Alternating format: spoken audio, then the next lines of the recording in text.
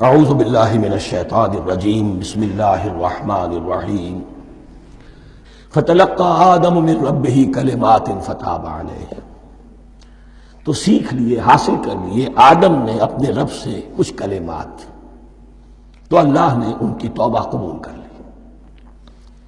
اب اس کی وضاحت سورہ اعراف میں ہے۔ یہ تو چونکہ پس منظر میں وہ 2/3 قرآن موجود ہے، اس کی وضاحت کیا ہے کہ حضرت آدم میں سخت پشیمانی پیدا ہوئی ہے، میں نے کیا کیا، مجھ سے خطا سرزد ہو گئی، اللہ کے حکم کی میں نے خلاف ورزی کی، لیکن ان کے پاس الفاظ نہیں تھے کن الفاظ میں اللہ سے استغفار کریں، کن الفاظ میں اللہ سے معافی چاہیں۔ اللہ کی رحمت یہ ہوئی کہ اللہ نے الفاظ انہیں خود تلقین فرما دی۔ یہ اللہ کی شان رحیمی ہے۔ اصل شے جو ہے وہ انسان کے اندر گناہ پر ندامت کا پیدا ہو جانا ہے، یہ اصل توبہ ہے۔ علامہ اقبال نے جو بڑی اپنی آغاز عنفوان شباب میں جو اشعار کہے تھے، ان میں سے ایک شعر کو سن کر پھڑک اٹھے تھے اس وقت کے اساتذہ بھی۔ موتی سمجھ کے شان کریمی نے چن لیے، قطرے جو تھے میرے عرق انفعال کے۔ انفعال کہتے ہیں شرمندگی کو۔ شرمندگی سے میری پیشانی پر جو پسینے کے قطرے نمودار ہو گئے، میرے پروردگار کو وہ اتنے عزیز ہوئے، اس نے انہیں موتی کی طرح چن لیا۔ موتی سمجھ کے شان کریمی نے چن لیے، قطرے جو تھے میرے عرق انفعال کے۔ تو فتلقى آدم من ربہ کلمات، ان پر پچھتاوا ہوا، ندامت ہوئی، اللہ نے انہیں الفاظ، وہ الفاظ کیا تھے وہ سورہ اعراف میں ہیں، ربنا ظلمنا انفسنا وان لم تغفر لنا وترحمنا لنکونن من الخاسرین۔ اے اللہ، ہم نے اپنی جانوں پر ظلم کیا ہے، اور اگر تو نے ہمیں بخش نہ دیا اور رحم نہ فرمایا تو ہم تو خسارہ والوں میں ہو جائیں گے، تباہ ہو جائیں گے، برباد ہو جائیں گے۔ یہی پر فوری تقابل موجود ہے۔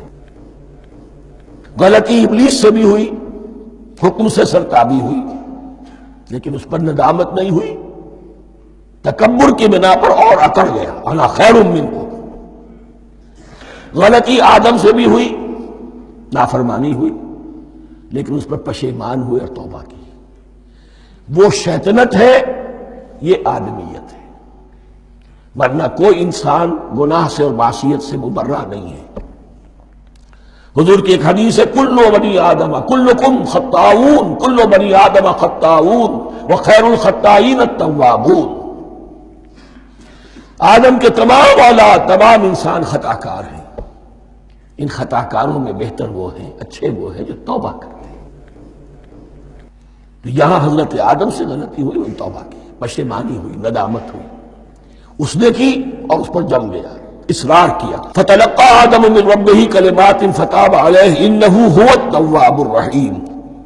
یقیناً وہی تو ہے بہت توبہ کو قبول فرمانے والا اور بہت رحم فرمانے والا۔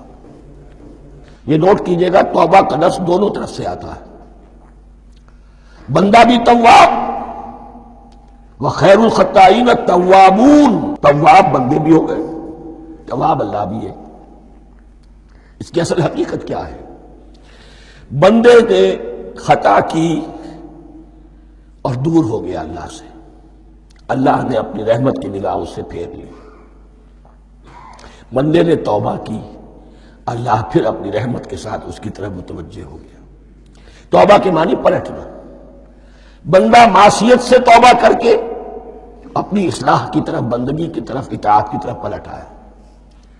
اللہ نے جو اپنی نظر رحمت پھیر لی تھی، اللہ نے پھر وہی اپنی شان غفاری اور رحیمی کے ساتھ بندے کی طرف توجہ فرما لی، جس کے لیے حدیث میں الفاظ آتے ہیں، تم اگر میری طرف بالش بھراؤ گے میں ہاتھ بھراؤں گا، تم اگر چل کر آؤ گے میں دوڑ کر آؤں گا، ہم تو مائل میں کرم ہے کوئی سائل ہی نہیں، راہ دکھلائیں کسے رہنم منزل ہی نہیں۔ وہ تو تواب ہے، بس فرق یہ ہے کہ تابہ بندے کے لیے ہوگا تو الہ ہوگا، تابہ الہ، انی تم تو الیک، اور جب اللہ کی طرف سے ہوگا تابہ علیہ، وہ اعلیٰ ہوگا، اس پر توبہ کی، یعنی اللہ کی بلند شان ہے تو انسان توبہ کرتا ہے تو اس کی طرف توبہ کرتا ہے. اللہ کی شان کیا ہے؟ وہ توبہ کرتا ہے تو بندے پر الا فتاب علیہ انہ هو التواب الرحیم. قل اہبطوا منها جميعا، ہم نے کہہ دیا اتر جاؤ اس سے تم سب کے سب. فَإِمَّا يَأْتِيَنَّكُم مِّنِّي هُدًى، اب یہاں لفظ آیا اہبطوا، یہاں بھی پہلے بھی آیا ہے. جو حضرات یہ سمجھتے ہیں کہ تخلیق آدم آسمانوں پر ہوئی ہے اور جنت بھی وہ آسمان میں ہے جہاں رکھے گئے تھے، آزمائشی یا ٹریننگ یا ڈیمانسٹریشن والی جنت، وہ یہاں حبوط کا ترجمہ کریں گے کہ آسمان سے زمین پر اترنے کا حکم دیا گیا.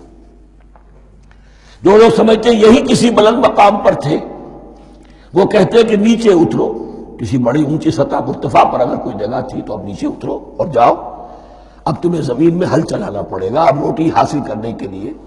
یہ جو نعمتوں کے دسترخوان یہاں بچھے ہوئے تھے یہ اب تمہارے لیے نہیں ہے. اس کے لیے اس معنی میں اس لفظ کا استعمال جو ہے وہ آ جائے گا آگے چل کر اسی سورہ بقرہ کے اندر، کہ اس معنی میں بھی سورہ بقرہ کے 7ویں رکوع میں یہ لفظ استعمال ہوا ہے. تو امکان اس کا بھی ہے، بس اس سے آگے ادھر یا ادھر کی زیادہ بحث کرنے کا یہ موقع دورہ ترجمہ قرآن میں نہیں ہے. قُلْ اهْبِطُوا مِنْهَا جَمِيعًا فَإِمَّا يَأْتِيَنَّكُم مِّنِّي هُدًى فَمَن تَبِعَ هُدَايَ فَلَا خَوْفٌ عَلَيْهِمْ وَلَا هُمْ يَحْزَنُونَ. تو جب بھی آئے گی تمہارے پاس میری جانب سے کوئی ہدایت، تو جو کوئی میری ہدایت کی پیروی کرے گا اس کے لیے نہ خوف ہوگا اور نہ وہ حزن سے دوچار ہوگا. یہ ہے علم انسانی کا دوسرا گوشہ، ریویلڈ نالج. اس چوتھے رکوع کی جو حسن ہے اسے دیکھیے. شروع میں ایکوائرڈ نالج کا ذکر ہے جو پوٹینشلی حضرت آدم کی ذات میں رکھ دیا گیا اور جو انسان نے پھر اپنی محنت سے ان السمع والبصر والفؤاد اس کے ذریعے سے آگے بڑھایا.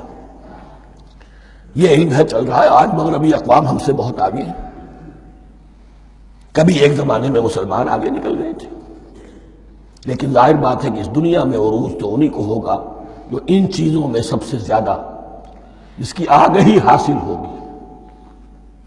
البتہ ایک علم وہ ہے جو آسمان سے نازل ہوتا ہے، یہ گیون ہے، ریویلڈ نالج ہے، یہ وحی ہے.